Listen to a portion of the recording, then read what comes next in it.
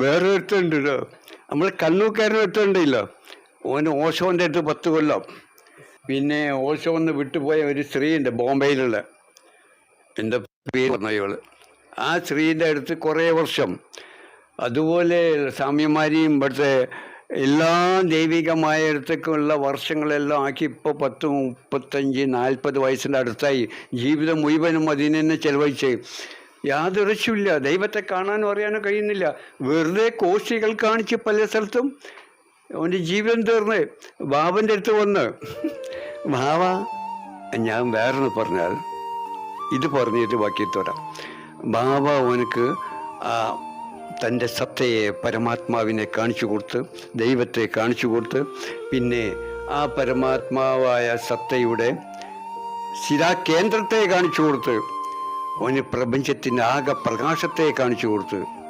എല്ലാവരും പ്രകാശം തേടിക്കൊള്ളാനാണ് പറഞ്ഞത്. അത് കാണിച്ചു കൊടുത്ത് പിന്നെ അവനില്ലവിടെ. അവനവിടെ പോയിട്ട് പറഞ്ഞു, ബാബാ ഇതാ ഞാൻ ഇന്നെ കാണുന്നില്ല, എന്നെ അറിയുന്നില്ല, ഞാനിപ്പോൾ ഹെയറിലാണ്, ഞാൻ ആകാശത്താണ്. ഞാൻ മാതാവിനും പിതാവിനും ഒക്കെ വിളിച്ച് കാണിച്ചു കൊടുത്ത് ഓൽക്കൊന്നും കാണാൻ കഴിയില്ല. ഇപ്പം ഞാൻ ആകാശത്തെ ഭാവം നല്ല ആനന്ദത്തിലാണ്, ഞാൻ ശൂന്യതയിലാണെന്നൊക്കെ പറഞ്ഞിട്ട് ഓൻ അങ്ങനെ കുറേ ദിവസങ്ങളിരുന്ന് ഇപ്പം കാണുന്നില്ല, ആളില്ല. അവിടെ നീ ശൂന്യതയിൽ തന്നെ ഇറങ്ങി വരണ്ടെന്ന് പറഞ്ഞ